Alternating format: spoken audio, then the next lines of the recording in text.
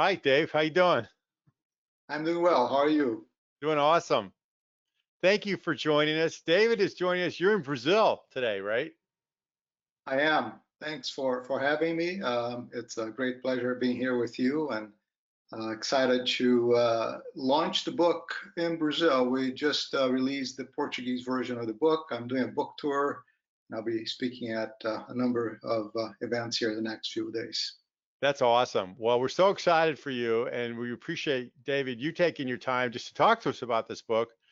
I mean, I've been following this like everybody else, probably watching this or listening to this. I've been following what's going on AI, not as an expert, just as like a follower. Like, Yeah. what is really going on? And I've been reposting a lot of people's stuff because I find this whole thing, this whole topic fascinating. It's like one of those things like when you're a kid, you shouldn't touch it. Your mom and dad said, don't put your hand in that jar. But as soon as they say it, you got to see what's in there, what's in the box, you know? And Yeah, AI it is is like that. fascinating for sure. Yeah, AI is like that. It's like everybody wants to know about AI. And, David sent me a copy of this book ahead of time. And I told him about an hour ago, I said, God, I should have started reading this thing a week ago. Because there's so much in there. You've done a masterful job. I skimmed the whole thing and then I started reading it in earnest a couple nights ago. And I almost don't want to talk about the final chapter because I haven't read it yet. It's like watching it so well written, everybody. It's like watching a movie, but you're learning at the same time. And Thank you, Alex. yeah, well, it's true. And I mean, I've read a lot of technical books. This is not a technical book, everybody. There's technology written about there in there, but in terms of the title, Soulful. When I first saw that, I go, okay, that's really cool. You in the future. Where did that come about? That title? How did you come up with this topic, even? Yeah, so I wanted to capture this juxtaposition between the soft, emotional side of being human, and Yeah, the more analytical, the hard skill type of setting in an artificial intelligence environment. And so I think it's really the combination of the two that's going to bring tremendous transformation to our lives, to business, to society in general. So I really wanted to capture both aspects of this, the human side and the AI side. that's really interesting. Well, before we get deeper into the book, let me just, for those of you who haven't looked them up on LinkedIn, which I recommend you do, and say you're on this thing and follow, at least follow David because he's smart. Good perspective, I think. I was looking at your background. For those of you who haven't met Dave, or right now you have a company called Brainyus. I'm going to just read real quickly some key highlights. You're founder and principal of a company called Brainyus, which looks like it says we apply the principles of transformational purpose, lifelong learning, and servant leadership to transform organizations and individuals. That's a pretty big mission. So what do you, what does that actually mean, Dave? Real quickly, what is that? Yeah, so it's all about helping organizations and individuals transform. A lot of it driven by technology. Yeah, So in essence, I provide consulting services to help organizations apply change management concepts and gotcha. adopt technology and do business transformation type initiatives, but I'm also very much engaged in the startup ecosystem. I'm always looking at new technologies and new products that are coming out, and sometimes I engage from that aspect of the business as well, just being Gotcha. involved in the selling process of technology. For those of you who know, Dave's been in the tech field you've had your own company since 2018, I see, and you were vice president CIO. I'm not sure if we met when you were at Flexera. I think maybe when you were at Life Fitness in Brunswick. Looks like we were connected. I think it was Flexera. Yeah. It's So possible. yeah, he was at Brunswick, Zebra Technologies.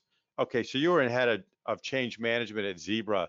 So it looks like you really got your real core change management background there. And for those of you who haven't looked again, went to Stanford, one of their programs, graduate programs. You were originally educated at American University, which is an awesome school. I've heard a lot about that school.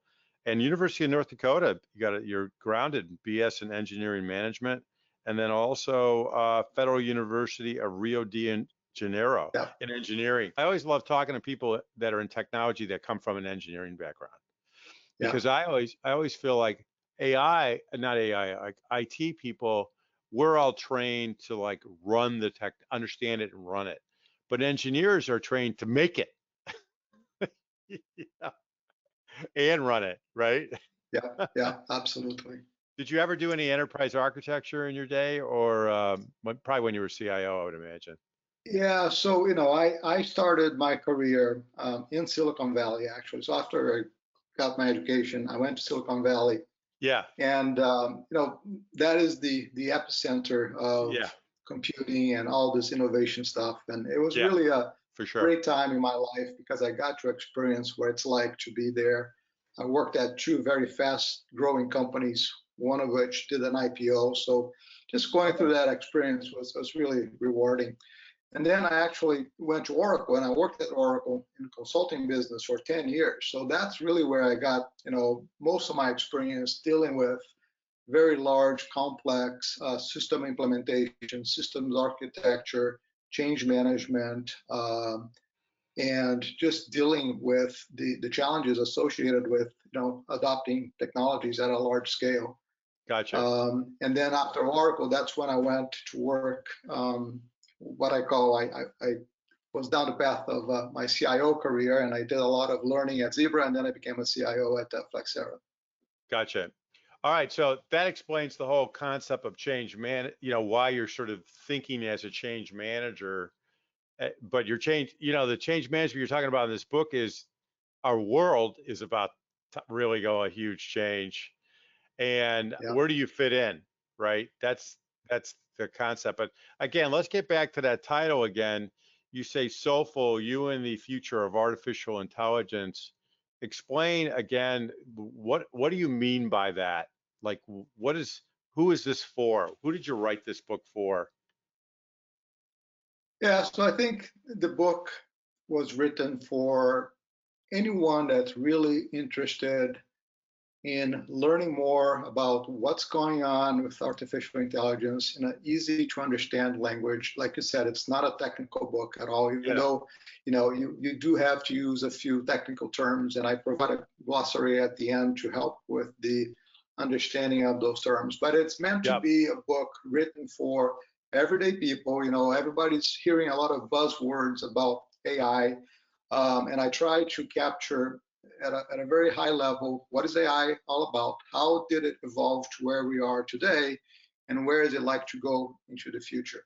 But more importantly, how does it impact each of us, right? Because I believe this is going to be the most transformational technology we've ever seen. The speed with which this technology is advancing, it is exponential, and there are several other exponential platforms that are also, impacting business and society. But this one is really extraordinary, and so I try to help people understand the extent of the change that we are about to see. But more importantly, I wanted to help them prepare and be in a position where they can do well. And I talk about the skills that we need to develop. I talk about what I think might be the impact from a social economic standpoint. Yeah. I talk about the need for changes in our educational system. So I cover a lot of different grounds, but it's all about helping people be prepared for what's to come. It's almost like it's like fasten your seatbelt. You Absolutely, know, it's that's coming. what. It's coming fast. Yeah, we're about to take off. Please fasten your seatbelt. I mean, that's how it feels. Yeah, That's how it yeah, feels. It feels that way. So, if you haven't, even if you have studied a lot in I recommend the book. I'll tell you why, because I skimmed it about a week ago. I started reading it in earnest a couple of nights ago. And I noticed it was really easy to read, although there is technology that we talk about, but you do give all the references. So if you're somebody like me who wants to go deep, once you find a topic that you like, it's a great primer, I would say, on a lot of this stuff. where you give the core resources, like this guy wrote this book on the ethics issue, this person wrote this book on computational capability, this is what's happening at Watson, you can look them up, here's the reference for that. That I found very helpful, because I think I may or may not have mentioned to you, I grew up in it, my dad was a PhD, and so whenever we read something, we had to have the references, and we had to, whenever I wrote anything, he was real, you gotta boom, boom, boom, boom. It took me a while to unlearn that, but I respect that. And that Yeah. it's a real good primer for anybody. It's going to take you well way beyond a primer, but it's going to give you an entree into what's about to happen. So let's start talking Yeah. about it. Go ahead. Did you have So, a comment you want just to make? to complement what you just Yeah. said, I Yeah. try to really look at different domains and look for common patterns. So I did a lot of research for this book. I've been writing this book for about 2 years. So the timing was really good. It came out, at a time when AI has really become a buzzword, and there's a lot of talk in the media about AI. Yeah.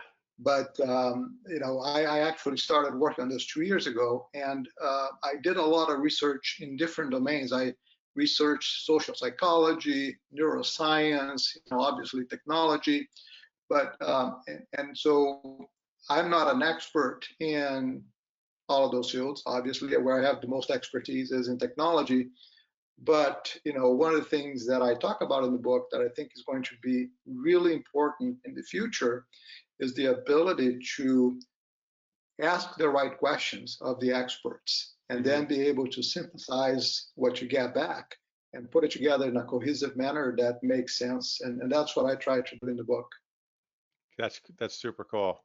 That's super cool. Well, let's get into it. And folks that are here for the recording session, you're welcome to ask questions. Just use the Q&A box, and we can, you can be part of the discussion. It's up to you. In the meantime, what I thought we would do is what I did here is I took David, I took your outline, and I thought we would just have you walk us through some of the key concepts in each of the chapters to give people a global concept of the book. And that way, I think people get excited, like, I got to read this thing. I got to read this thing. And for those of you who are just starting to get into David's concepts, it'll be a nice little entree as to this. And you start off with this topic: machines don't have soul. What are you talking about? I thought we were talking about AI and computers and stuff like that. Right, right. So, I try to cover different aspects of this Yeah. conversation, all the way from here are some practical things that you need to do, here's some, generative AI skills that you ought to develop, all the way to profound questions, because I think AI is really driving us to ask the tough questions about what does it mean to be human, right? So we Yeah. now have this entity of sorts that could potentially be just as smart, if not smarter than we are. And in that case, what does that put us as humans? Are we just what's in our brains? And if so, how do we compare to another entity that's made out of the same molecules, the same atoms, but that is much more intelligent than we are? And so it starts to bring up these very deep questions and things that have been Hmm. pondered by philosophers and theologians for thousands of years, with this concept of the soul. What does it mean to have a soul? Hmm. This is something that goes back to ancient Greece, and they were talking about this a long, long time ago.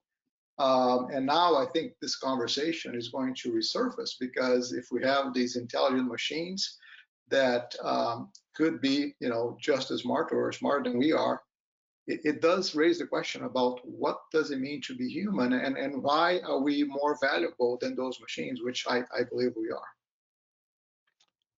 Boy, I hope so. I think we are too. I'm going to vote for us on this one. I mean, but Yeah. the thing is, when this first started coming out about AI, I really got tuned into AI years ago, like where it was going. And I would start talking to people about it. And sometimes, David, I felt like I was talking about a topic, because I'm not in Silicon Valley. I'm in Chicago. Yeah. Yeah, a lot of bright people, obviously, in Chicago. And but maybe I wasn't talking to the right people, because people would say, "What are you talking about?" They would think I was nuts. Like, and I'm like, "Well, this AI is coming, and I think this is going to happen. This is going to happen." And talking about the same kind of topics you're talking about now, the soul, and what makes us. Of course, when the Matrix came out, I'm a movie buff. So when the Matrix came out, everybody's afraid of these superhuman, super AI robots. Of course, T2. We can't go on this conversation without mentioning T2. Yeah, You know, but the thing that I find fascinating, and you mentioned it in the risk, we'll talk about it there also, is that humans attribute these traits to these computers just because they talk like a human. yeah, And if you talk about machines don't have souls, but we do, I think that's a big, interesting dynamic. Sure, they may talk like us because we're going to give them speech and we're going to give them the ability to search through about 1 billion references to find one that's the right one, yeah, right? That's pretty much what it's doing. It's guessing. Okay, high probability this is the thing to tell you.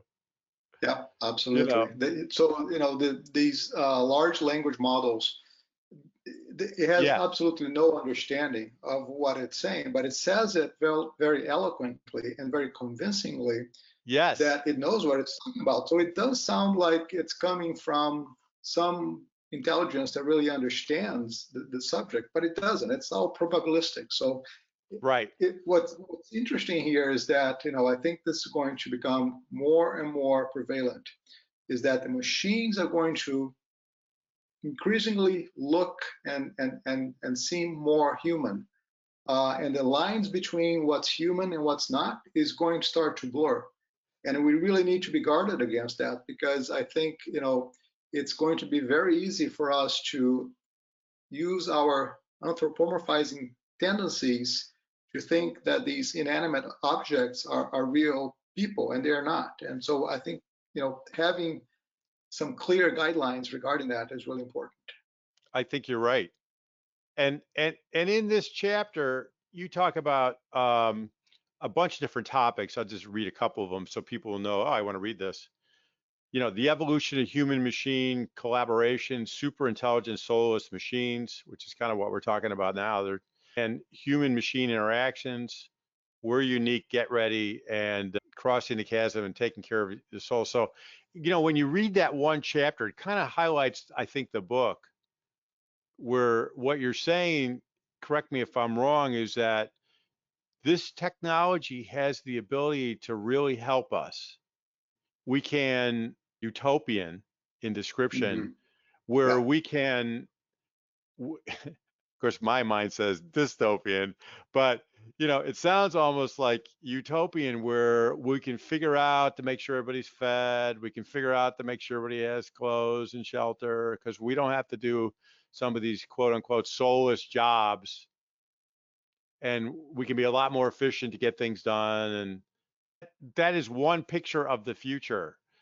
What that means is a lot of change right. for that to occur. Now let's talk about this, because I think this is where people watching this can take something practical out of this. Human machine interactions, and sort of this combo scenario where you're using, the AI for your benefit. I mean, what do you mean by this human machine interactions? What is that all about? Yeah, so if you think about, the way we interact with machines today, most of Uh, it is through computers, and we're using, keyboards and touch screens, and sometimes we use voice commands.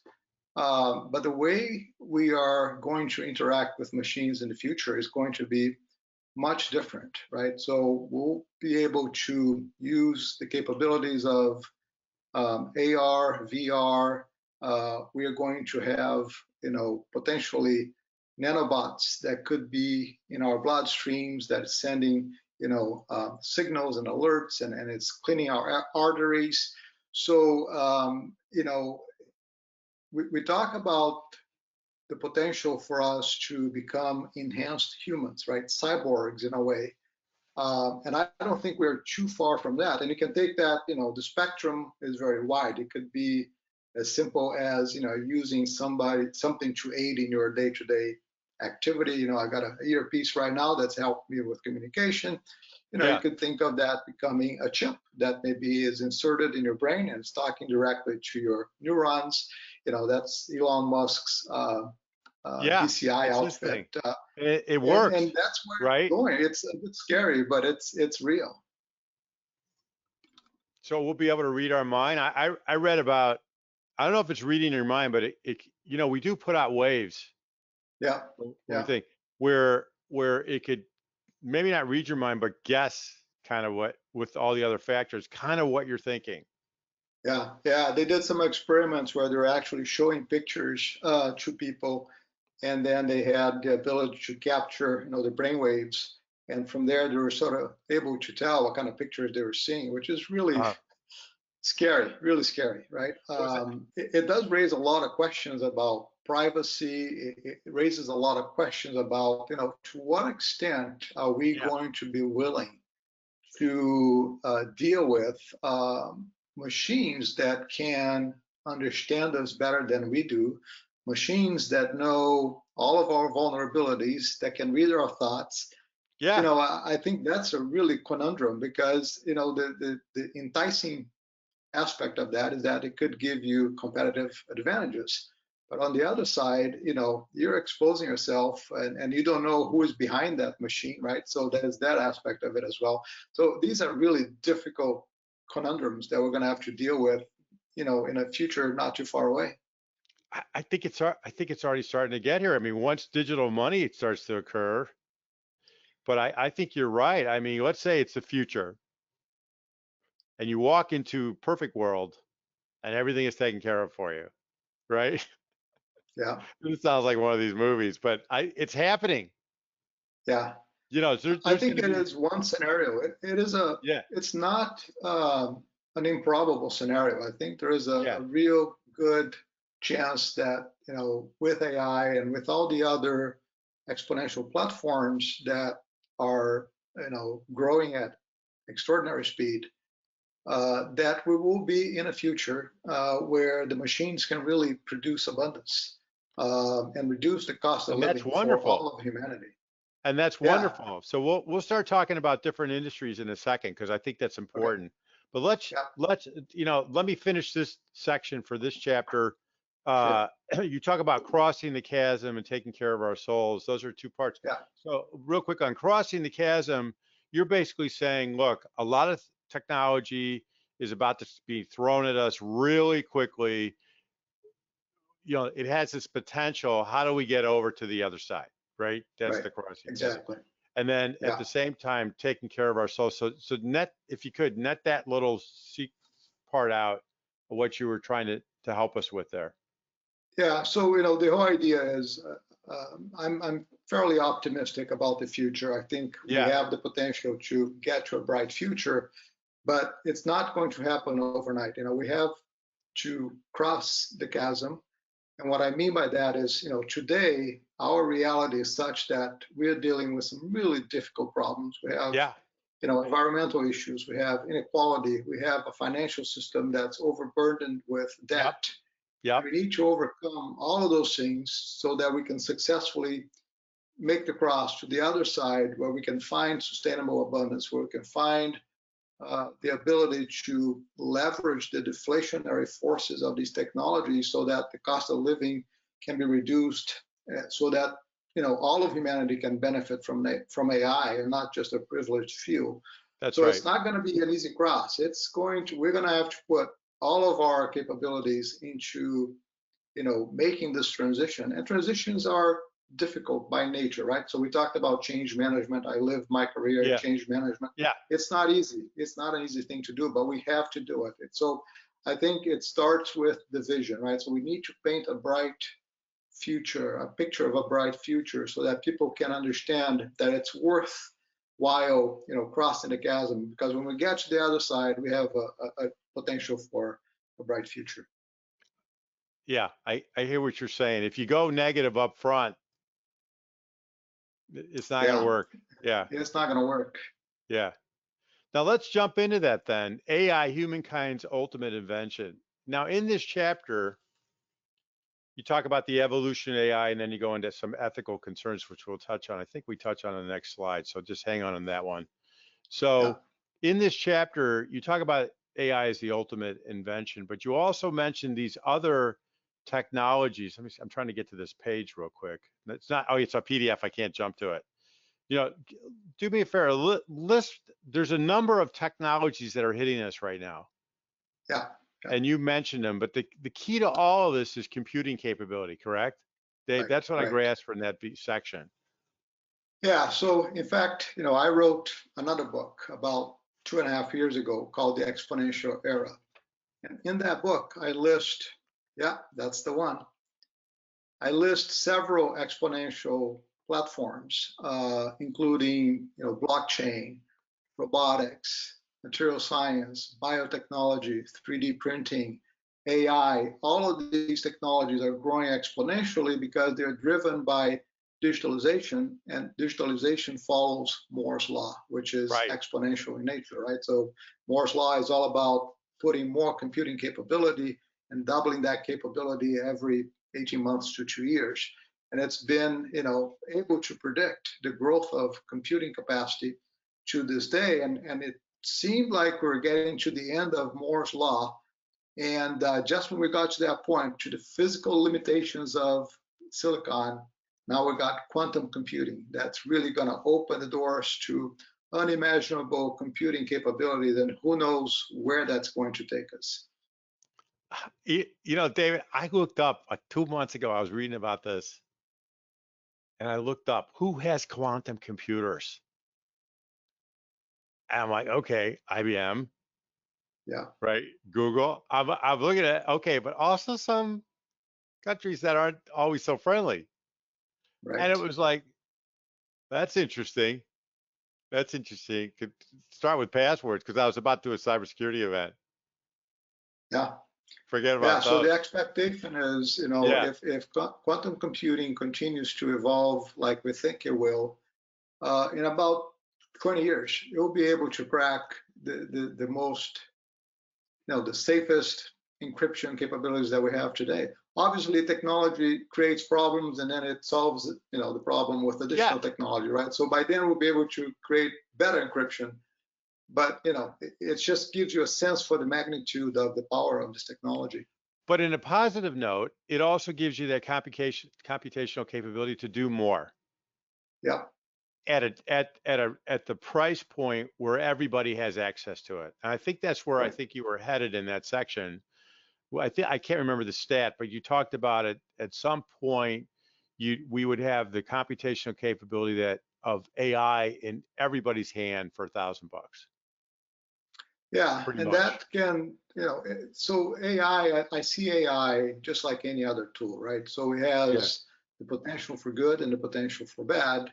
yeah, It's up to us how we use it. So we could run into scenarios where if this technology with all of its power gets in the hands of the wrong people and it's relatively cheap and easy to acquire, we could run into scenarios where, it could bring harm to humanity. So I think that scenario to me is much more likely to occur than this idea of, the exterminator or Skynet and those yeah, kinds of ideas. yeah, yeah. Oh, where the machine itself takes over. Right, right. Yeah, or if you're Tron fans, Master Control channel. What was it? It was Master Control. I forget the term. Everybody watched Tron. Tell me. Um, Great movie. So, anyways, I hear what you're saying. So let's get into let's just wrap. Actually, let's just wrap this part up.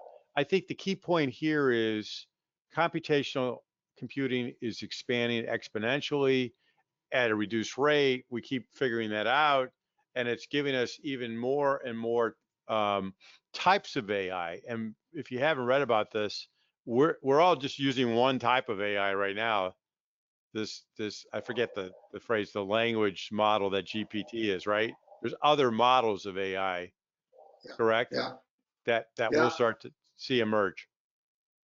And the reason why, I think of it as humanity's ultimate invention is because Yeah, we've never created anything that was capable of challenging our own intellectual capacity, right? So now, for the first time in history, you have the potential to have an invention that can invent the new things. So we don't have to invent There you anything go. else because this invention will create everything else that we need. Is that when the singularity starts to happen, where it starts to inventing and Well, inventing and inventing, and is that what he was talking about? Where it was like, I think and we the don't know what it's concept of doing? the Yeah, singularity. I don't know. Everybody has a different view of what the yeah, singularity is. I think Kurzweil, his idea is that we were going to upload all of our minds into the cloud, and that it's going to be this big entity that has all yeah, the cumulative thinking power of humanity. I don't know.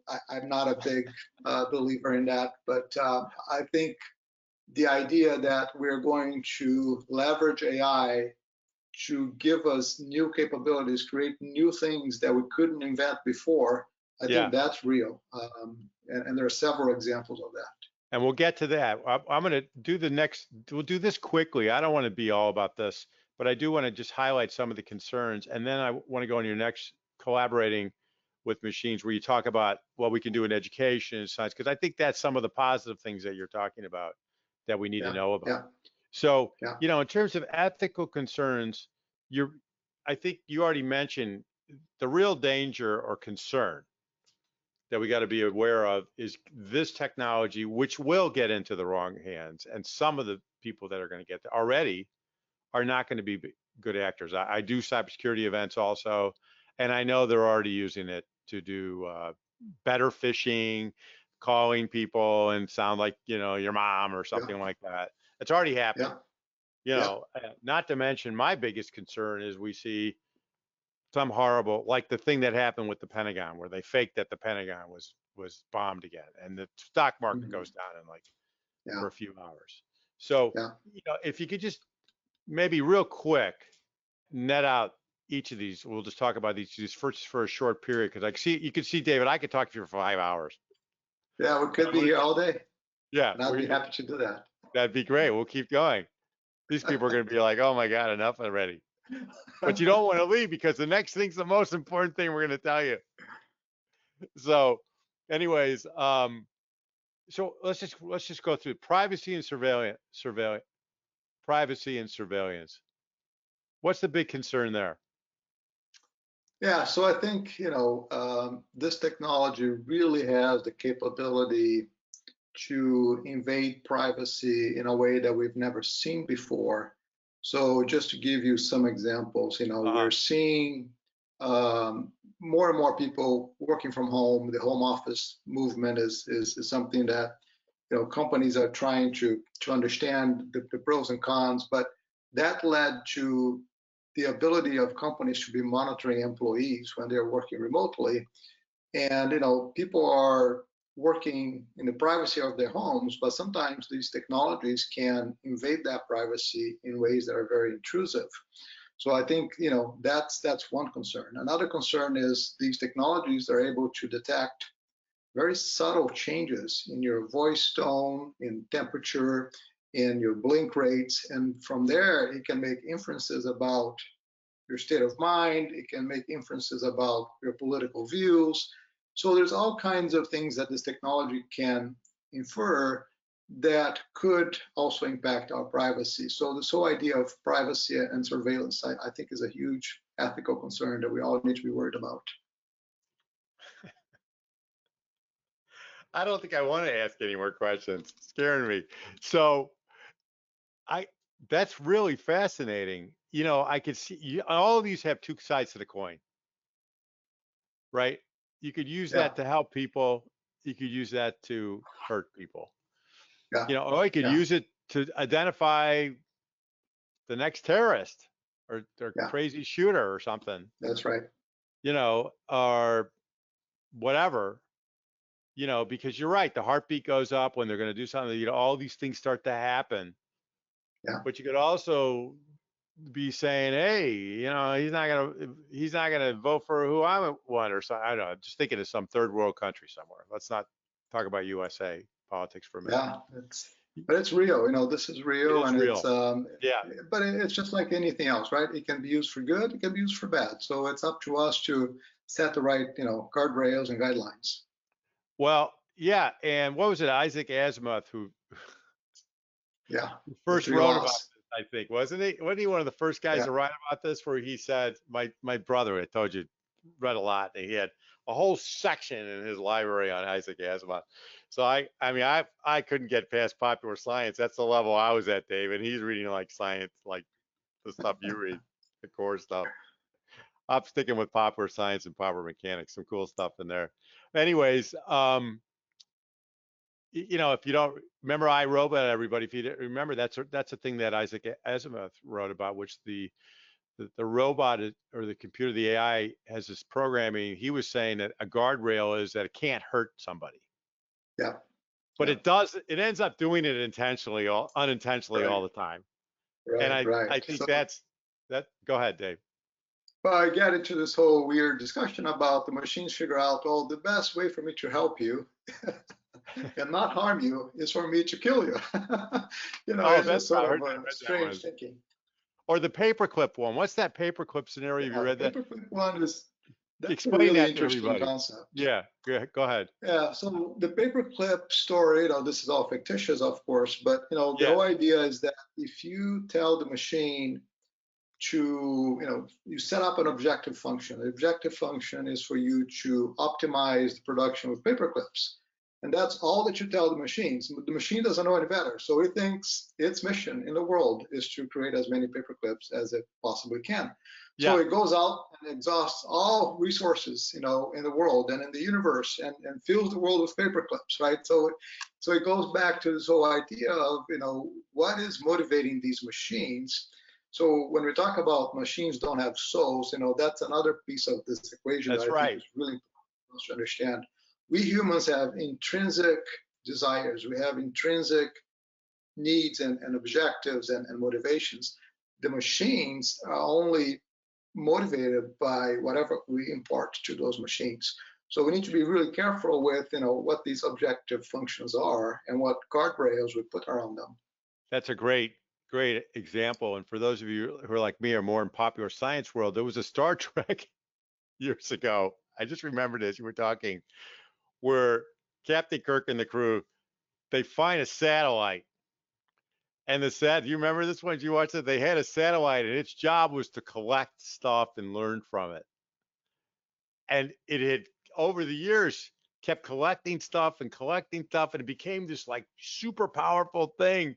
And it was going to collect the Enterprise and just turn them into something. It's Yeah, exactly what you're talking same about. concept. It's Yeah, exactly the stuff. They wrote a whole great episode on it, and I forget how, of course, Captain Kirk figured it out and the crew, you know. So, but it it caused quite a stir, but it's real. I mean, guys, I'm just kind of joking around, but it is real. It could happen. The paperclip scenario could happen. Imagine your vacuum cleaner just keeps clean. Then your dog's there or something else. I hate to use that. Your cat. Sorry, cat lovers. All right, let's jump. Let's keep jumping. Let's go to human judgment because I think it ties into this, and we'll jump back to bias. But yeah, and yeah. there's So where I mean, the humans. bias Go and ahead. discrimination, I think, is self-explanatory, right? So there is bias in every human interaction. AI is going to learn from it. There's going to be bias in AI. I don't know that there's a really clean way to get around that one. The Well, human judgment, hang on. Since you went yeah, into it, I was going to come back to it. go ahead. Okay. Let's stick at bias because I didn't get this at first, and I think for some people it may not be so intuitive, Dave. It wasn't for Yeah, me. Is that these large language models, as an example, are learning from looking at what they see right. or read or learn.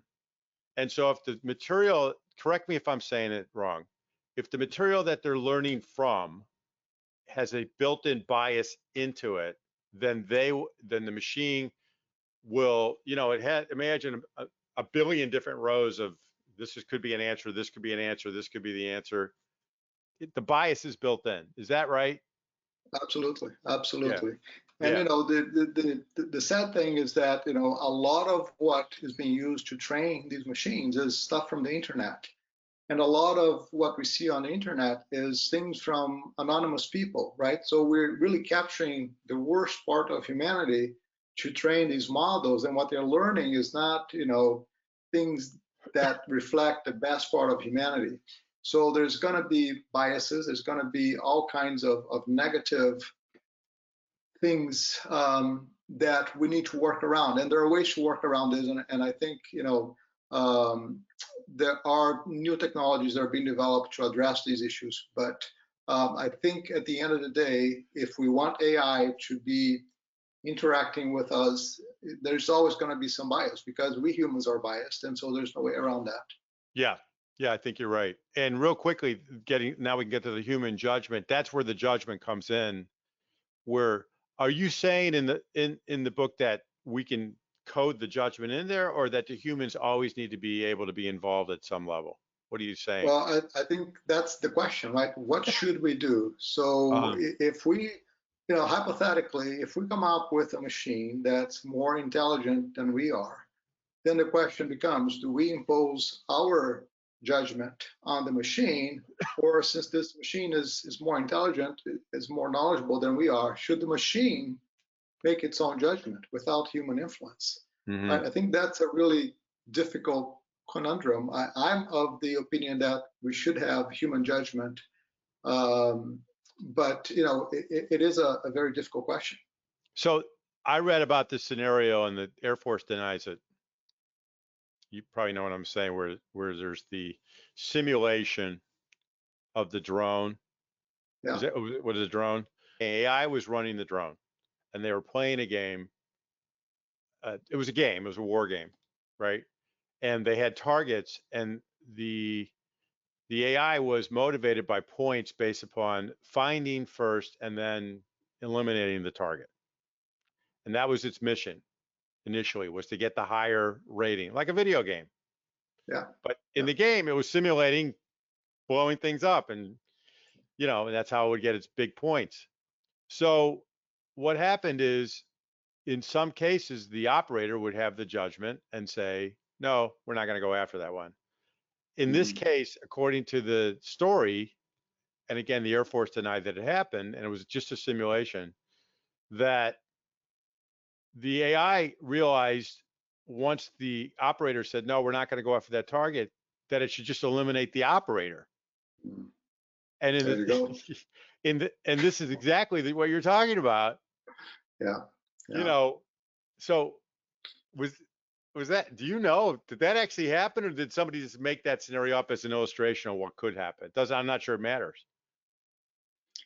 Yeah, I think the essential question here is, are we going to let AI be in charge, or do we need to be in charge at all times? Right? So never let AI make a decision that involves life and death. Never let AI make decisions that could have profound impacts to society, to humanity. Um, there are people that have proposed ways to build morality into AI, but then the question becomes, whose morality are you going to use, right? Because we have divergence of thought on that too. So Yeah, who is right, and whose moral values are we going to use to seed the AI? So it's a really difficult question. it is way above my pay grade. So I'm glad guys like you were thinking about it. All right. Well, we're thinking about it, but we don't necessarily have answers, right? So we can talk Yeah. about these things and we can have a healthy debate. And I think it's important to have these conversations, to have these debates. But it's also important to recognize that we're all in it together. We need to listen to each other and try to figure out together where to go. Maybe in some way this will bring us all together. Maybe, maybe. Yeah. So I can tell you what, when T2 starts attacking all of us, we'll figure that out real quick. Hey, my worst enemy is also my best friend. Yeah, there you go. You know. All right, let's talk about some positive things. In this chapter, you talk about collaborating with the machines, and you've got AI in education, healthcare, science, journalism, manufacturing, transportation, service, and as a weapon. Those are the Mhm. categories that you chose, where you give awesome examples. This is another thing why you need to read this book, everybody, because you really start to paint a picture of all the kinds of cool things that AI is already doing and can help us with, right, Dave?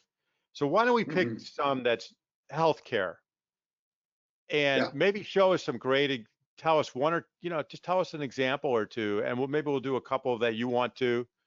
where there's some good examples.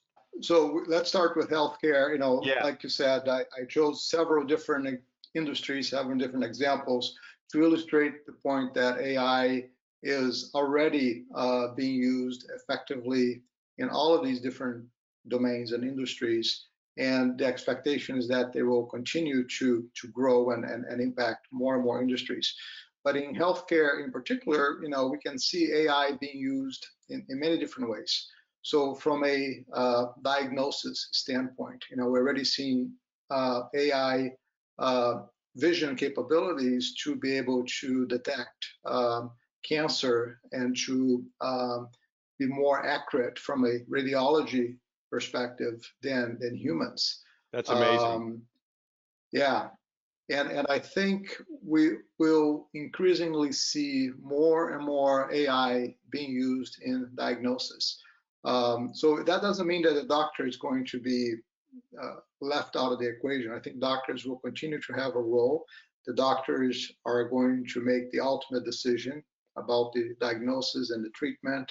But I think what we will see is more and more doctors becoming more focused on the human aspects of the relationship with the patient, right? Having empathy and having the ability to build trust with that patient.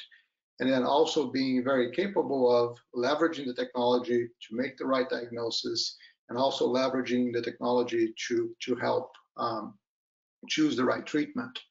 And those treatments could involve things like, robotic operations. So we're seeing that already. Semi-autonomous or fully autonomous surgeries, I think, will be part of our lives. We are already moving that direction. We see AI being used very effectively in helping us find new drugs. So the whole drug development process is very long, and Yeah, it's full of potential for wasted time because there's a lot of experimentation that goes on. And AI is helping us really speed up that process. And in the book, I give some examples of how that was used in trying to find effective drugs for COVID-19. And they actually found, 10 existing drugs that they could reuse for COVID-19, 2 of which had received, FDA approval. So, it just helps accelerate that process of finding the right treatments, finding the right drugs. And then you get into the combination of AI with biotech, right? So you get into things like CRISPR, where you can actually go and change, a single letter in a DNA and be able to cure thousands of diseases, through this technology. So I think the potential is just incredible. that sounds phenomenal. So the human race could eventually get to the point where a lot of the sickness that we have and everything could be cured. That's what I'm hearing. Potentially, or I at least, think the potential is there. Yeah, I mean, yeah, it's hard to predict the future, right? yeah, But if you look at the trends, I think we are becoming better and better equipped to deal with these diseases for sure. that's awesome. All right, let's pick a couple. Okay, you wrote this. What's another topic you want to mention within this category? Education, healthcare, science, journalism, manufacturing, which one really Yeah, so jumps out at let's you? so let's let's talk about manufacturing, for instance. Okay. So in manufacturing, we've seen robots being used, for quite some time. So there's Yeah, nothing new there, except that robots are becoming more and more intelligent, right? So now we're going to get into this semi-autonomous or perhaps even fully autonomous manufacturing capabilities. And what I think is interesting is that if the requirement for manual labor is reduced considerably, then this whole drive to offshore manufacturing may reverse itself, right? Because we saw the consequences from the pandemic with the supply chain issues that we dealt with, how it would make a lot of sense for us to bring manufacturing back in country. that's right. And if you bring more automation to the process, then the labor arbitrage that was the key driver for offshoring manufacturing is not there anymore. So it'll be interesting to see how that evolves. Yeah, and I don't think it's going to happen fast necessarily. We have a lot of CIOs in our group that are work for manufacturing companies. We talked about this very issue that you just brought up, Dave, in one of our last meetings, and it many of them have had to make dramatic changes because of the war, because of the pandemic, all these things Yeah, happening, yeah, and they're investing in, I don't know what they call manufacturing 4.0 anymore, but this newer level of automated manufacturing. But we have talked about these fully contained autonomous manufacturing plant, yeah, and somebody out there will build it. I think they talk about the phrase hyper automation and things like that. You know, yeah. somebody out there will build it, but I don't think it's there just yet. But clearly, Right. Yeah. So, just to be clear, a lot of the things we're talking about here, they're not necessarily some things that we'll see, immediately. Some of these yeah. things may take decades before they, become realizable. But I think the trend is it's moving that direction. And okay, so now you manufacture something, you got to get it there. So we can just jump right into transportation. I think that's pretty Yeah. easy to So see. Go ahead. transportation and distribution in Yeah. general, I think we're already seeing how companies like Amazon is using robots and automation in their distribution systems and how efficiently they've become. And I think the trend is for us to see more and more automation in distribution in general. And then, that takes us to autonomous vehicles, right? Which is another very interesting concept. And we've made tremendous progress in the last 10 years. We're not at a point where we can use AVs massively because there's still a high degree of complexity if you are in an urban environment. So it's difficult for these vehicles to really be able to navigate through Oh, some I of the didn't more know that. complex Yeah. aspects of things. But on the highways with semi trucks, I think we're pretty close to being there. That's yeah. I did an event years ago, and there was a CTO of the Ohio Turnpike was there, and at that time they were talking about integrating electromagnetic, devices so that the cars would get and the trailers would get charged as they drove. Mm, I don't know if yeah, that ever got off the plans, but that's pretty yeah, and interesting. What you're, go ahead. think think about these autonomous vehicles combined with 3D printing capabilities. So you're printing Hmm, parts on demand as that vehicle is moving. And the reason I mention that is because I actually did that a is study interesting. a couple of years ago, and we were looking through different patents, and there's several patents out there already talking about this. That's fascinating. Okay, Yeah, AI is a weapon. Real quickly, how would people use yeah. this So as a that's weapon? that goes back to some of the discussions we were having earlier. Yeah, So, we have this deterrence theory that has kept things in check from a nuclear war perspective, right? So yeah. it's this assurance, the assurance of mutual destruction. And now we have these new capabilities where you can actually, um, plan an attack that is undetectable, using drones, using miniature, uh, weapons that are the size of a fly, right? And you have a storm of these drones, and you can cause a lot of damage in ways that are very difficult to detect. And then the technology, can also be used to target a specific person or a group of people. So these are really um, activities that are very concerning. Um, and from a very practical standpoint, I give an example in the book about decisions that soldiers are having to make because AI is getting more and more embedded into military activities, and sometimes soldiers need to make a life or death decision, Yeah. based on an indication that's getting from a system. The problem is sometimes those systems have false positives, right? So the soldier has to make the decision, am I going to pull the trigger or not? And so they've been working on trying to really get to what's called explainable AI, because you really need to understand how did AI get to the decision to, go ahead and pull the trigger, and that's a big concern as well. So many issues involved here. So many issues, absolutely. Yeah, it's unbelievable. So the other thing that I see in society, we talked about it earlier, but we're talking about AI as a weapon. I think that, tell me about this one. How real is this? The graphics, the videos, the language, you can sound like somebody, you can sound like your favorite political person you want to talk about. Yeah, You know, what can the bad guys do? We're already hearing fake news on both sides of all sides of the spectrum. yeah.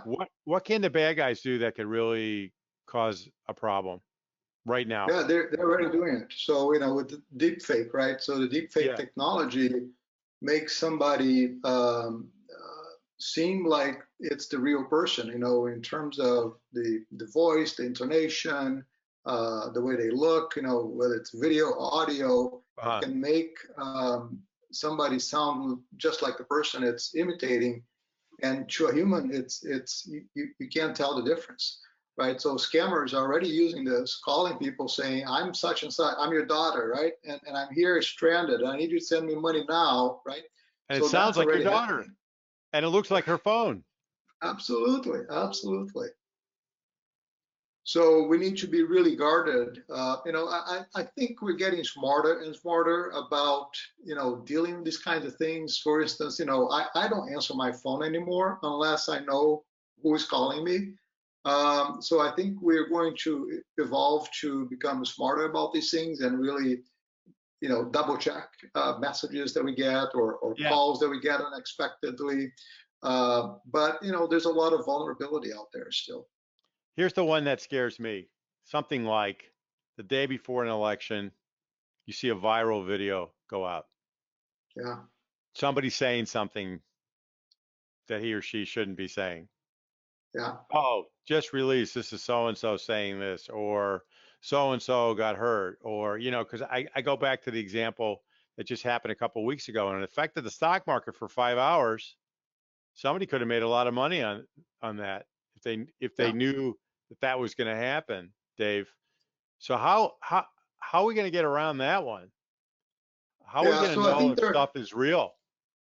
there's a couple ways, right? So one is what I just said. I think we're going to become smarter about these things. I think most Yeah. people already know, don't trust things you see on the internet, right?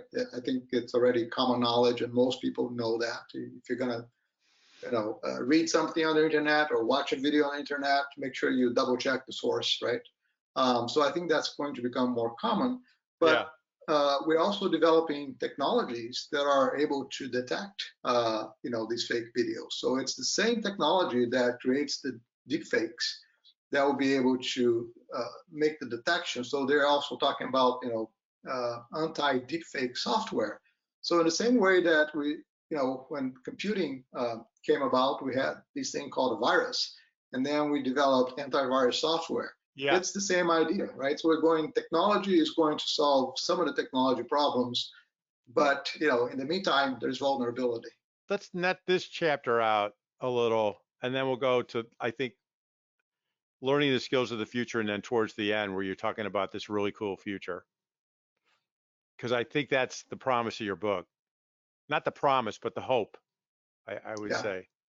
Um, yeah, and you brought this up in the beginning.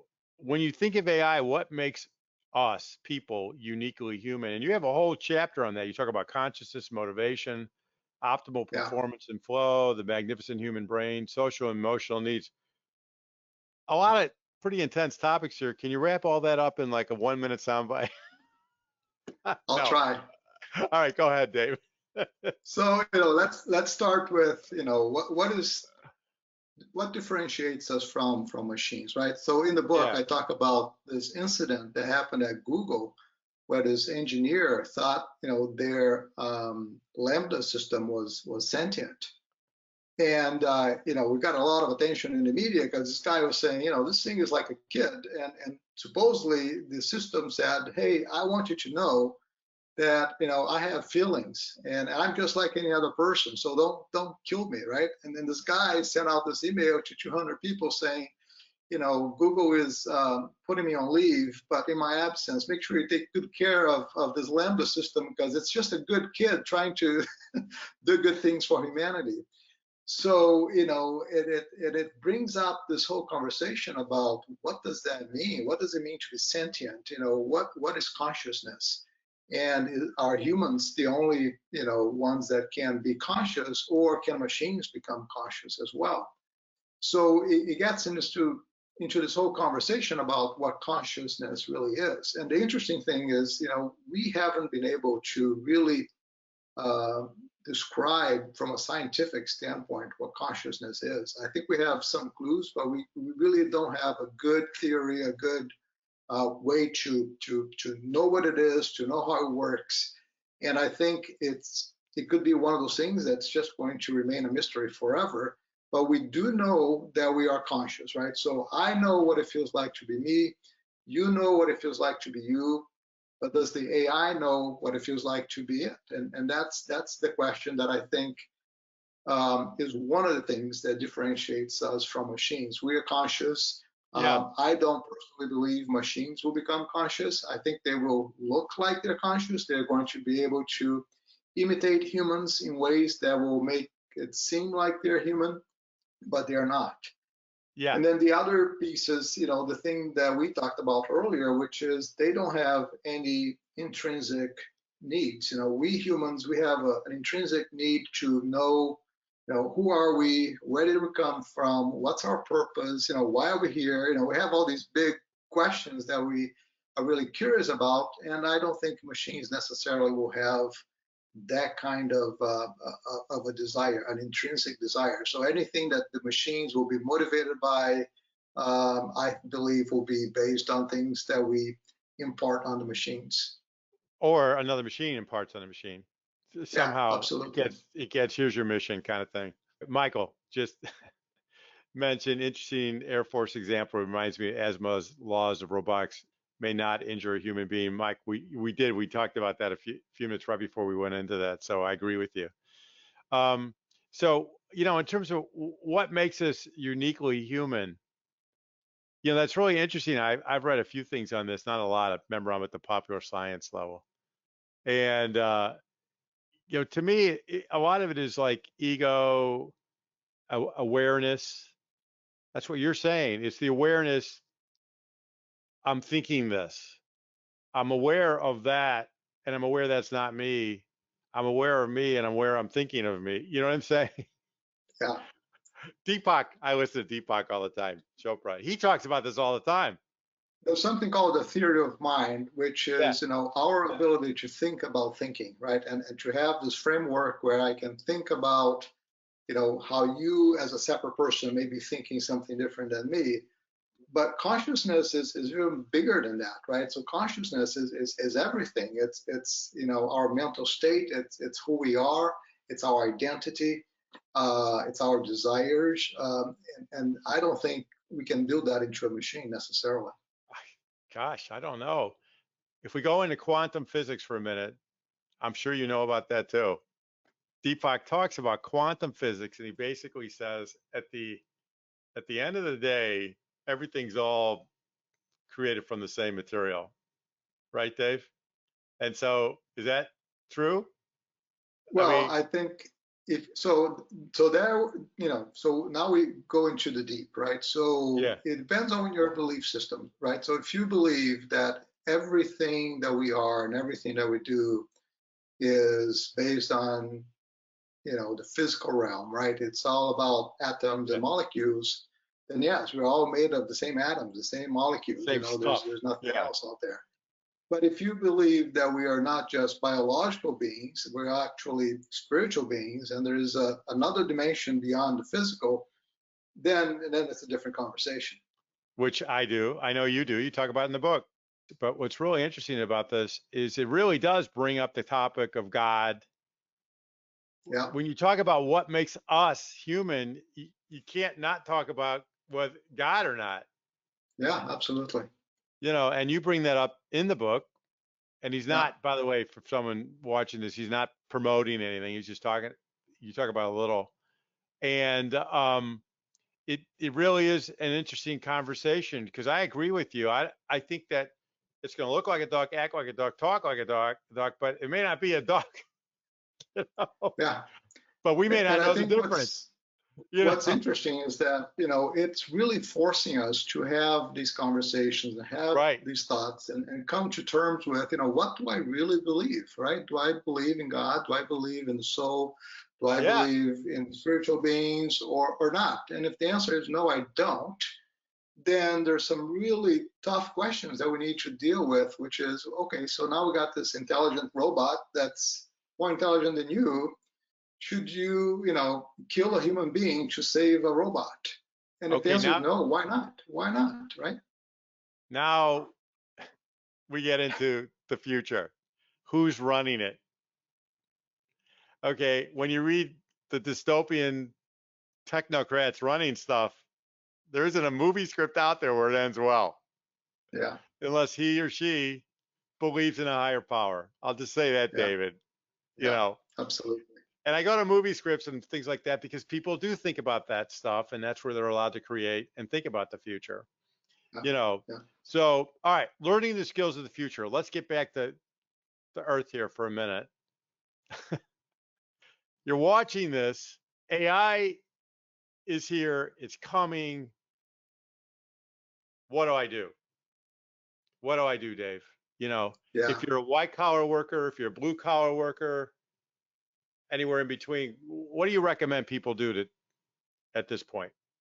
Yeah, so I think it's important for us to realize that anything that's algorithmic in nature, and by that I mean anything that use a set of instructions to perform a particular task, those types of activities will likely be exposed to automation.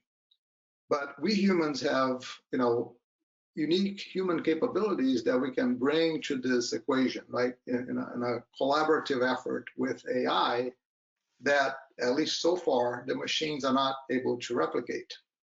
So it's things like empathy.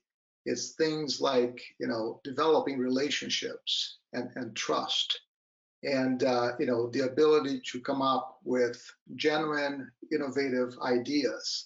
The machines are very good at giving us possibilities, right? So it looks at things that we've already created, mixes them up, shows it to you, and then you go, okay, this is an interesting idea. But at the end of the day, the creativity, the ability to see something that's interesting, that's good, that is, important. I think those are things that are uniquely human. So I look at the skills of the future from a couple of perspectives. So Uh-huh. you have the hard skills that I think will continue to be important, right? So the analytical skills, the technical skills, the ability to deal with technology will continue to be a valuable skill in the future. But also, I think the soft skills will become increasingly in demand because we do need people that are, capable of doing the things that are uniquely human, building those relationships, developing empathy, and dealing with the complications of being human. So the people skills. So you got the thinking skills, the analytical skills, how to Yeah, discernment. I would imagine how to use these tools, but also realize when to use them, how to use them. But also, you're saying the people skills, and that's where your change management comes into play. That's what you're saying to help people through this yeah, transition. right, right. And the other thing that I think is important from a skill standpoint, so if you look at our educational system, right, we've Yeah, come from a system that was developed out of the Industrial Revolution. right. And it brought us a lot of benefits, right? So it brought standardization. We taught people how to do math and how to write and all these things, they have value. But, we are in a completely different time when, we don't need to memorize information anymore, right? So if we need an answer to something, you just go and go find the answer from AI, right? The AI Yeah, will have the expertise and all the all the knowledge that you need. But the question is, you need to be really good about knowing what questions to ask and how to ask those questions. So I think those are the skills that we really need to teach people, to develop in the future. Is, what questions are you going to ask of the AI to get the answers that you need so that you can then connect the dots and do the things that you want to do. Interesting.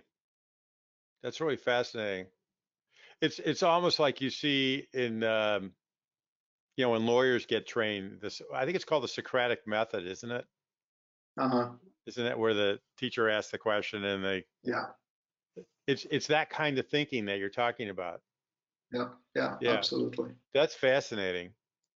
All right, so I want to touch on this for a minute, and then I want to get to your vision, because the vision, by the way, is worth getting to, everybody. So just hang in there. You okay on time, Dave?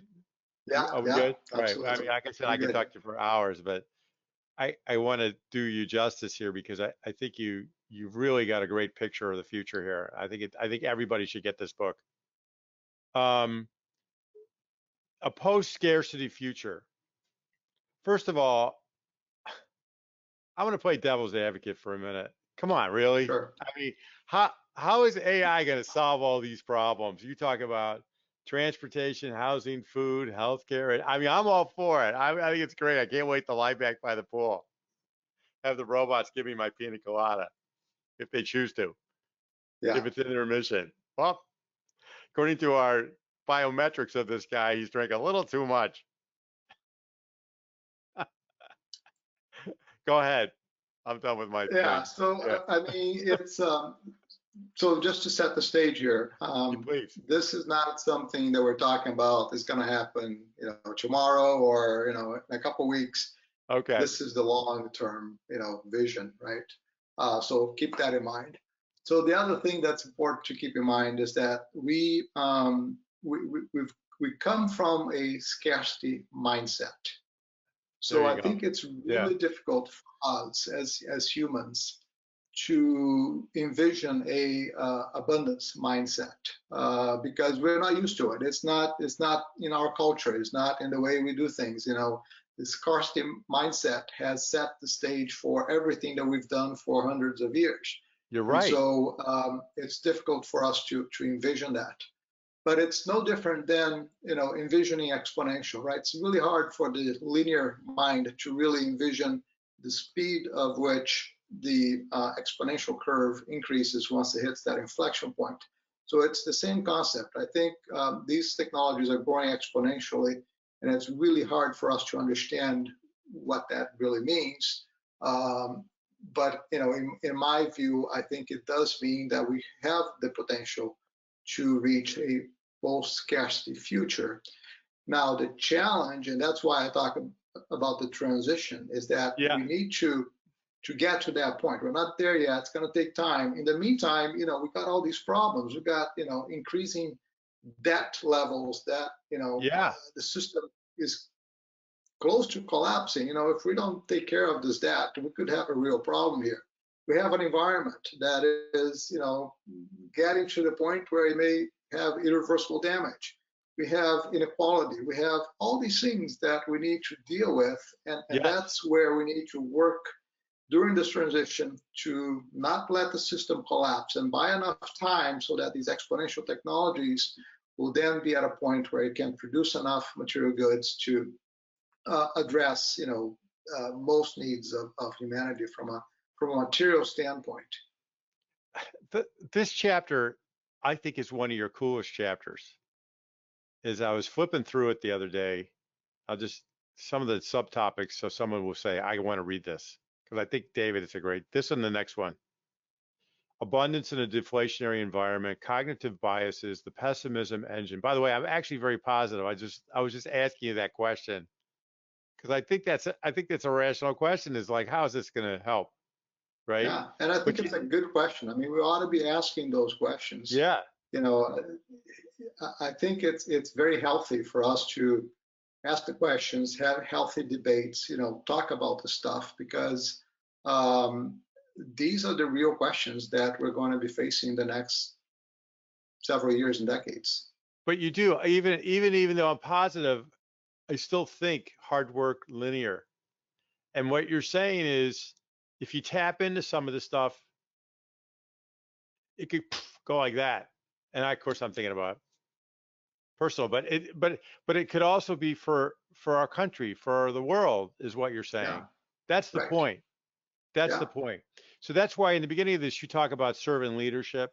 You call yourself a servant leader. So that you believe in that. I believe in that. And so what we need are the right people using these tools to think about this stuff, in my opinion, yeah, to help us all. And most of the yeah, CIOs that I work with are those people, by the way. yeah, I'll just give yeah, them a plug. Most of them are very tuned into this concept of servant leadership. So I actually feel that our world is positioned in a really good state because these people that have been working behind the scenes for so many years, and you're one of them, has that servant leadership attitude. And now we have our hands on this amazing technology that can really help people. And I think that's wonderful. So yeah. how do And we, CIOs really understand, transformation. So CIOs understand change management. CIOs understand the components, the pieces that are needed to bring in a big transformational change to an organization. So this is pretty much the same thing, except on a global scale for all of humanity, right? So we've got this huge change management problem in front of us, but I think yes, the same concepts that we it is. apply to business transformation in a business scenario, the same principles can be used here as well. So I talk about setting the vision, right? If we don't have a vision, then we're not going to go anywhere, right? So we need to set that vision first, and then you need leadership that can actually, enable and execute against that vision, and then all the other change management principles that we learn as business people can be applied here as well.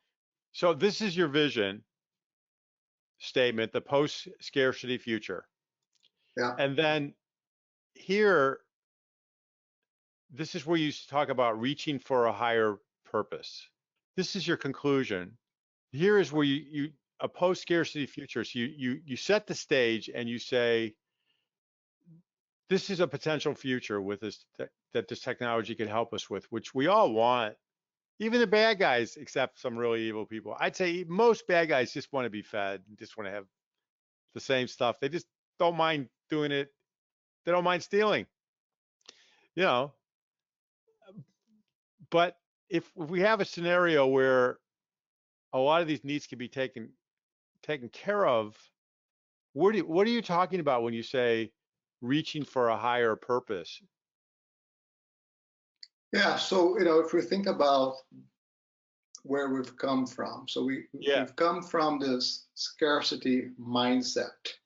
And in a yeah, scarce environment, you're worried about accumulation, right? So it's important to accumulate because resources are scarce, and you need to have enough resources accumulated in case you need to reach those reserves. And so we've developed this culture and this mindset of admiring people that have the ability to accumulate. But imagine a future in which you can produce just about anything on demand in a sustainable way. And there's absolutely no need to accumulate anything anymore. So then the question becomes, why would somebody accumulate anything, right? If you can just press a button and get what you need on demand. I know this it's is a fictitious scenario, but it just helps us think about this in a different way. So, if that is the scenario, so if these exponential technologies really bring us the promise of a yeah. post-scarcity future, then what's important to us? What's valuable? How are we going to spend our time? Who are the people that we're going to admire? Who's going to be our role models? That's really And I interesting. think, Yeah, yeah, so I think it's going to be the people that have the vision of bringing more civilized, you know, healthy debates within society. It's the people that are going to help us uh, obtain values that are more aligned with our purpose as humans. And then it leads to this conversation, what is our purpose? And I think each of us need to answer that question individually. Uh, but to me, that's going to be one of the most important things in this post-scarcity environment. We really need to align with our purpose, understand what our purpose is, why are we here, why do we exist, and then live out that purpose. And I think if you are in an environment where you're not going crazy, busy with everyday stuff just to keep Yeah, up, then you're going to have a lot more time to reflect on those things and to think about these things and to get more aligned with your purpose.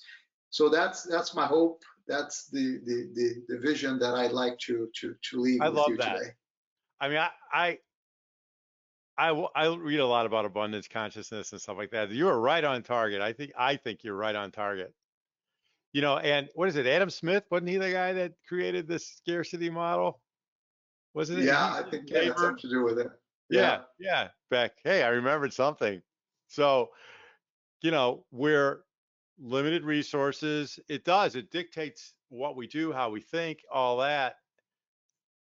In theory, you know, that's that's the theory, but that's how we're all operating.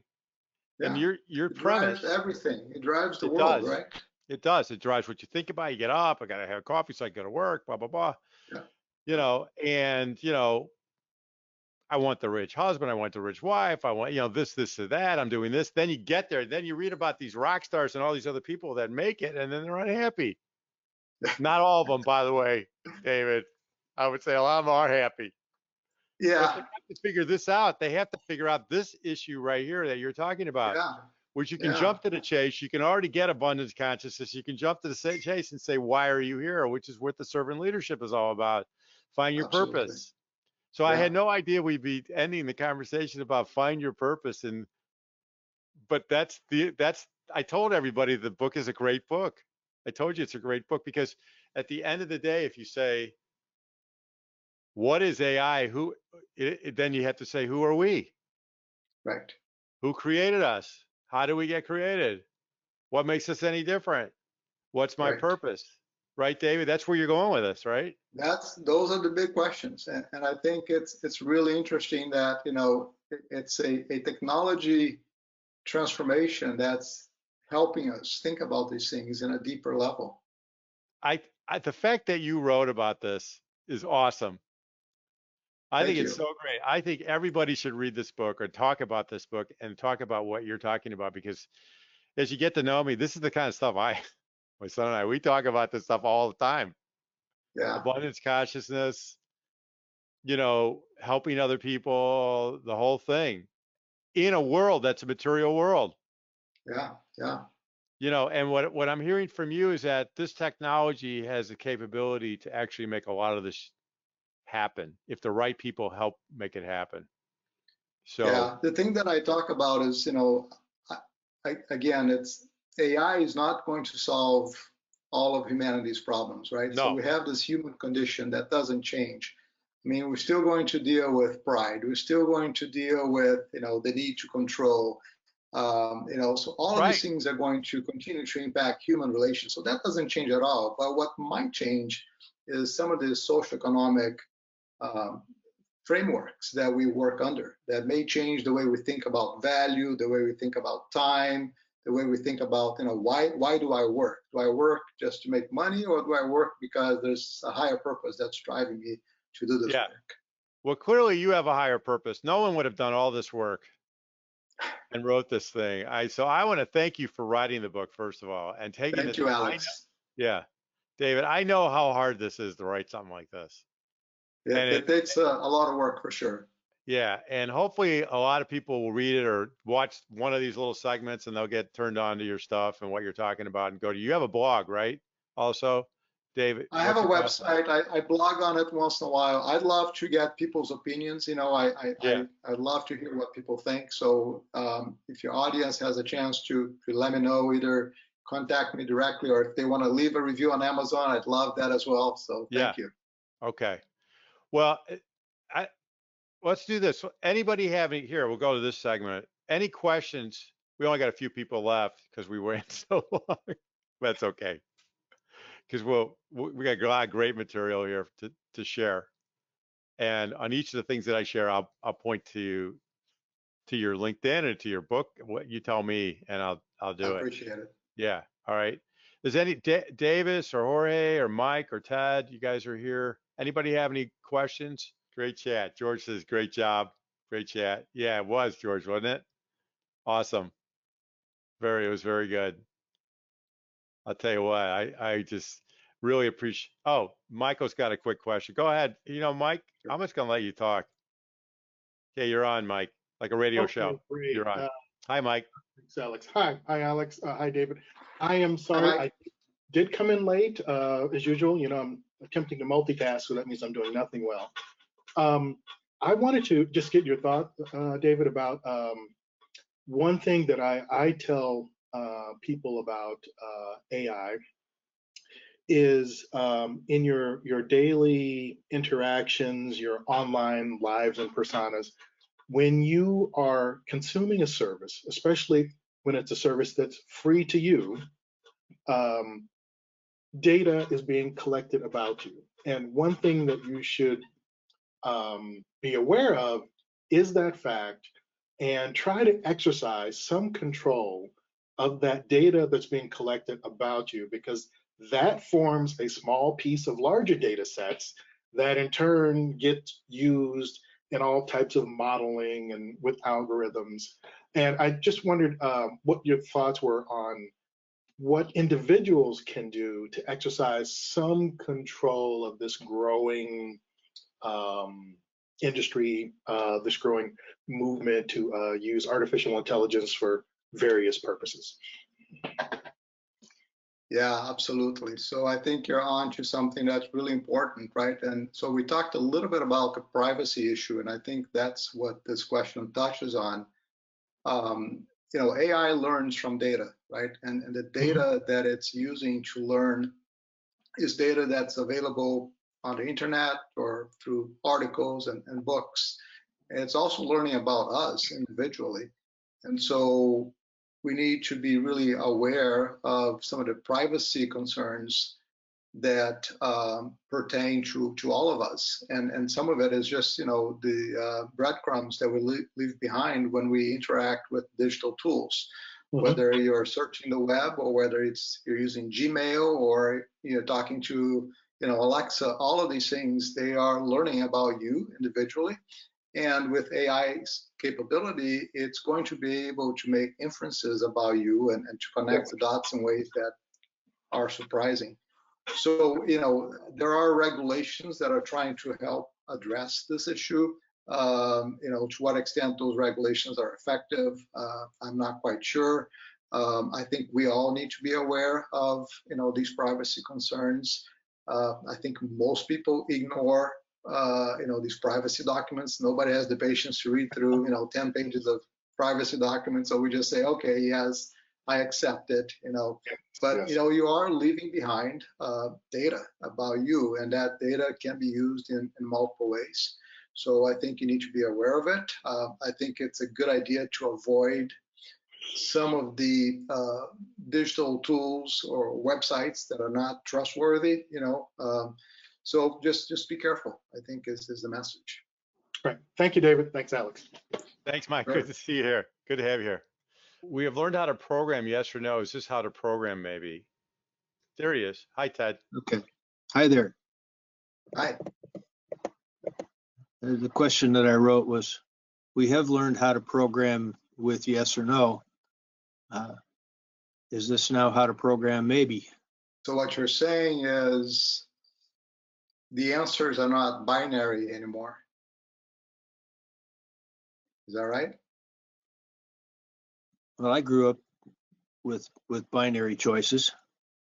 Yeah. At least in programming anyway. Yeah.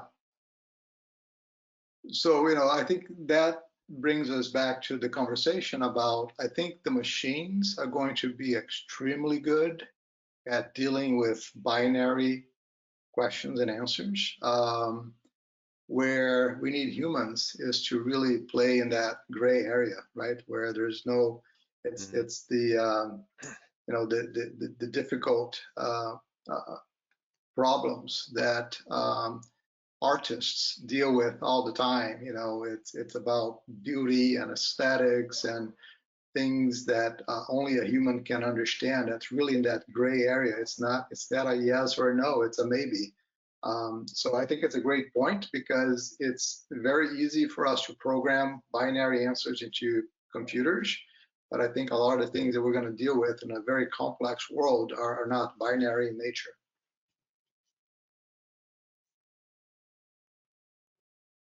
So I don't know if I answered your question or not, but. Oh, Ted, you still there? Ted goes on. Oh, there. Go ahead, Ted. Yeah, I'm still here. The comment was, you mentioned regulation. Laws are for the law abiding. If you're not going to abide by the laws, what difference does the law make?